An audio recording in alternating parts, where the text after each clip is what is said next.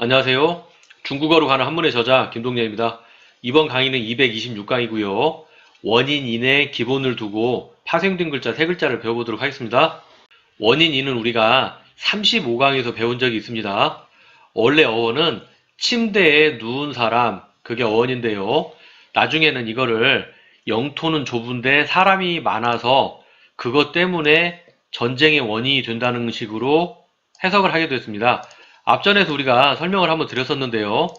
이 네모의 모양은 글자가 작을 때는 입구, 그런데 한문에서 모든 글자를 이렇게 둘러싼 형태가 되었을 때는 에워싸다 위, 에워싼다는 거는 둘러싼다는 거죠. 그래서 영토의 의미를 갖게 되고요. 그 다음에 그 안쪽에 있는 이 글자는 사람을 형상화한 겁니다. 그래서 원래는 침대에 누워있는 사람이었는데 이게 사람이 많다로 해석을 해서 그것이 원인이 되어서 전쟁이 난다. 그래서 원인이나 이유, 그래서 원인, 인 관련 글자를 배워보도록 하겠습니다. 첫 번째 글자는 혼인인, 그리고 두 번째 글자는 은혜은입니다. 혼인인, 혼인은 남자와 여자가 하는 거죠. 그래서 왼쪽에 보면 여자가 붙어 있네요. 자, 여자에 대한 글자는 우리가 20강에서 배운 적이 있습니다.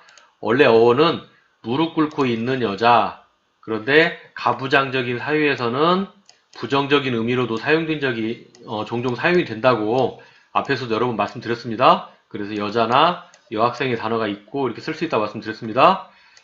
다시 앞쪽으로 와서 혼인은 여자와 관련이 되어 있죠. 지금은 남자 중심 사유지만 예전에는 어머니 중심의 모계 사유였던 적이 꽤 있었죠, 역사에. 그래서 여자는 혼인과 관련된 의미로 사용을 하게 됩니다. 그래서 뜻을 나타내는 부분은 여자, 여자와는 혼인. 음을 나타내는 부분은 오른쪽에 있는데요. 우리가 원인, 인이라고 했었죠. 그래서 이 음을 가져와서 인. 우리가 생활 속에서는 자, 혼인, 친인척, 친척, 인척 이렇게 얘기하죠. 자, 그래서 혼인, 친인척, 혼인인. 아래쪽은 은의 은인데요. 자, 원인, 인이 세월이 지나면서 무엇으로 바뀌었다? 은으로 바뀌었다. 그래서 음은 은입니다. 뜻을 나타내는 부분은 아래쪽에 있죠? 아래쪽에 보면 이렇게 마음 심자가 보입니다. 자, 어떤 마음을 갖는다? 감사의 마음을 갖는다. 그래서 은혜를 입었다. 그래서 은혜, 은인 할 때 은자입니다. 그래서 혼인인, 은혜은을 배웠습니다. 다음 글자는 목구멍인입니다. 자, 목구멍인.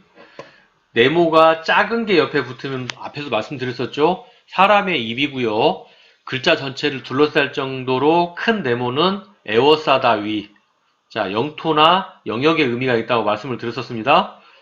여기에서는 지금 자 보시면 이렇게 이 부분이 음을 나타내는 인이죠. 원인인. 자, 앞에 설명드렸었습니다. 원인인. 뜻을 나타내는 부분은 왼쪽에 있는데요. 왼쪽에 보면 이렇게 입구자가 붙어 있죠. 입과 관련되어 있는데 입 중에서도 어디다? 목구멍이다. 그래서 목구멍인.